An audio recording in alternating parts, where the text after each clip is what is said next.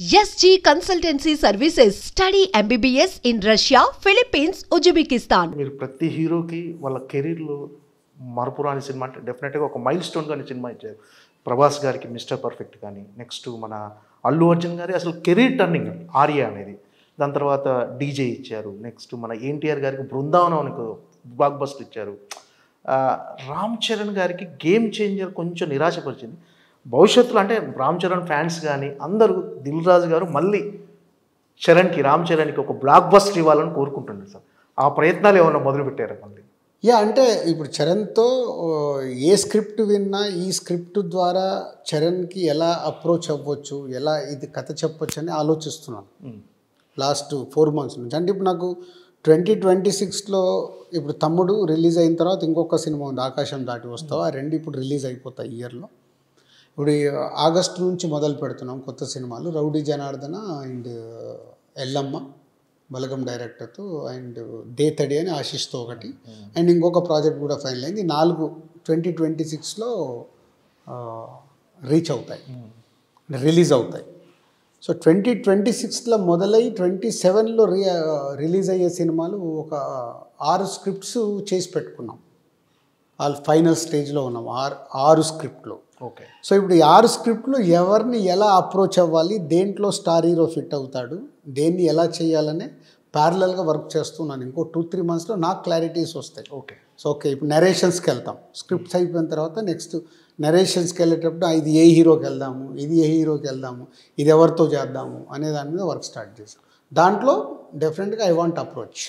Sir, game changer విషయంలో రామ్ చరణ్ గారు శంకర్ని ఎంతైతే నమ్మి, డైరెక్టర్ శంకర్ గారిని ఎంతైతే నమ్మారో, దిల్ రాజు గారిని కూడా అంతే నమ్మి డేట్స్ ఇచ్చారు, ఆ సినిమా చేశారు. అంటే ఆ సినిమా విషయంలో దిల్ రాజు గారే కొంచెం ఎక్కడో కాంప్రమైజ్ అయ్యారు. దిల్ రాజు గారు అంటే ఆ శంకర్ గారితో జరిగిన ఇక్కడ అంటే ఆ ట్రావెలింగ్లో అంటే మీరే కొంచెం మీ వైపు నుంచి కొంచెం ఏమైనా జరిగిందా అని మీరు ఫీల్ అవుతున్నారా సార్ ఇప్పటికే? అంటే ఏం జరిగిందని అంటే ఆ కమ్యూనికేషన్ చేయడంలో కానీ, అంటే దిల్ రాజు గారికి సినిమా ఇచ్చారంటే రామ్ చరణ్ గారు మిమ్మల్ని నమ్మి ఇచ్చారు. శంకర్ గారిని ఎంత నమ్మారో మిమ్మల్ని అంతే నమ్మారు. అంటే మీ విషయంలో అంటే మీరేమన్నా గిల్ట్ ఫీల్ అవుతున్నారు? నాకు ఒక రిగ్రెట్ అయితే ఉంది. రిగ్రెట్ ఏంటంటే, అది ఇప్పుడు శంకర్ గారు లాంటి ఒక పెద్ద డైరెక్టర్తో నేను ఇప్పటి వరకు సినిమాలు చేయలేదు. నాకు 1-to-1 మాట్లాడుకునే డైరెక్టర్లతో నేను సినిమాలు చేశాను. 1-to-1 ఇట్లా కూర్చొని నాకు ఇది అనిపిస్తుంది ఏంటి, మార్పులు చేర్పులు కూడా చెప్తారు, ఏదున్నా అక్కడైనా చెప్తాను. ఎడిటింగ్లో ఇప్పుడు శంకర్ గారితో సినిమా అనుకున్నప్పుడు శంకర్ గారు నాకు కథ చెప్పడము ఒక 45 minutes. మామూలుగా శంకర్ గారు ప్రొడ్యూసర్లకు కథ కూడా చెప్పరంట, నాకు ఎవరో చెప్పిన న్యూస్ అది. సో కథ చెప్పడము, కథ విన్న తర్వాత చరణ్కి నేను చెప్పి, అప్పుడేంది కోవిడ్లో జూమ్లో వీడియో కాల్లో శంకర్ గారు చరణ్కి కథ చెప్పడం, అందరం ఓకే అనుకున్న తర్వాత ప్రాజెక్టు ఎలా వెళ్దాము ఏంటి అని. యాక్చువల్ సినిమా స్టార్ట్ చేసి ఫట్మని 2023 సంక్రాంతికి రిలీజ్ కావాల్సిన సినిమా ఓకే అనుకుంది. సంక్రాంతి ఆర్ సమ్మర్ అప్పుడు మేము పెట్టుకుంది 1 year to 1.5 yearలో చేయాలి. ఎగ్జాక్ట్లీ ఎలక్షన్స్ కంటే ముందు. ఓకే. తెలుగు స్టేట్స్లో కానీ సెంట్రల్ ఎంపీ ఎలక్షన్స్ కంటే ముందు ఈ సినిమా రిలీజ్ అవుతే ఆ పొలిటికల్ యాంగిల్, ఈ పాయింట్స్ అన్నీ ఆడియన్స్కు రీచ్ అవుతాయి అనే దాంట్లో ఎగ్జైట్మెంట్ నాకు. సో ఈ షూటింగ్ స్టార్ట్ అవ్వడం అన్నీ ఇంకా ప్రాసెస్ మొదలైన తర్వాత అన్నీ ఒకటి డిస్టర్బెన్స్లు స్టార్ట్ అవుతున్నాయి. ఒకటి కాదు, అవన్నిటినీ బ్యాలెన్స్ చేసుకుంటూ వెళ్తూ సినిమా కంప్లీట్ చేశాను. రిజల్ట్ రాలేదనే రిగ్రెట్ నాకు ఎక్కువ ఉండిపోయింది. అంటే ఇలాంటి ఒక బ్యానర్కి 50th ఫిలిం డెఫినెట్గా ఒక బ్లాక్ బస్టర్ ఇవ్వబోతారు చరణ్ గారితో రావాలి. అంటే ఇలా మిస్ఫైర్ అవ్వబోతుంది అని ముందు నుంచే చిన్న 6th సెన్స్.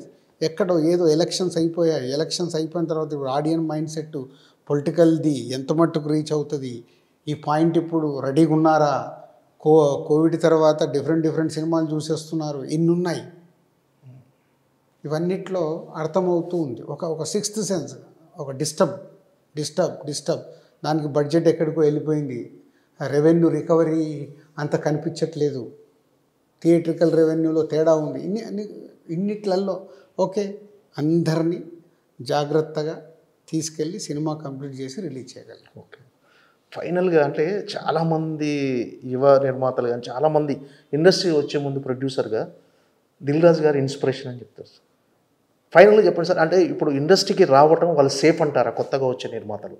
ఎవరన్నా ఇండస్ట్రీకి వస్తుంటే ఎప్పుడు మార్కెట్ ఉన్న సిచ్యువేషన్ అయితే వెరీ బ్యాడ్.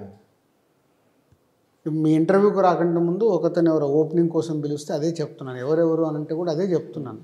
ఇప్పుడు సిచ్యువేషన్ కరెక్ట్ లేదు. ఇప్పుడు మీరు కొత్త వాళ్ళతో వీళ్ళతో సినిమా అంటున్నారేంటి, మీరు ముందు డైరెక్టర్ నువ్వురా, నేను మాట్లాడతాను.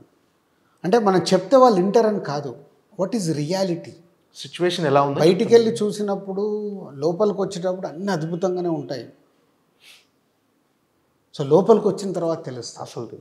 అసలు తెలిసిన తర్వాత సగం మధ్యలోకి వెళ్ళిపోయిన తర్వాత ఏం చేయలేరు, ఏదో రకంగా కంప్లీట్ చేయాలి. ఈ లోపల టైం వేస్ట్, మనీ రిటర్న్ రాదు. పోనీ ఆ ప్రాజెక్టు జరగడం వల్ల ఎవరికైనా ఉపయోగం అంటే ఎవరికి ఉపయోగము ఉండదు. ఎవరో ఒకరు బెనిఫిషియర్ కావాలిగా, ఎవరు బెనిఫిషియర్ కారు. ఇన్ని కారణాలు ఉంటాయి ఒక సినిమా చుట్టూ. సో ఇప్పుడున్న సినారియో చాలా జాగ్రత్తగా, అందుకే దిల్ రాజు డ్రీమ్స్. దాని ద్వారా అందరికీ సాధ్యమైనంత మట్టుకు హెల్ప్ చేస్తూ బిజినెస్ మోడల్లో చేద్దామనేది ప్రయత్నం.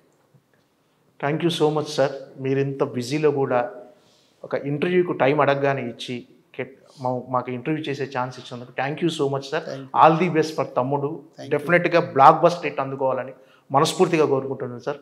So evergreen Dil Raju fan నేను. డెఫినెట్గా మీరు బ్లాక్ బస్టర్ అందుకోవాలి sir. Thank you Madhav sir.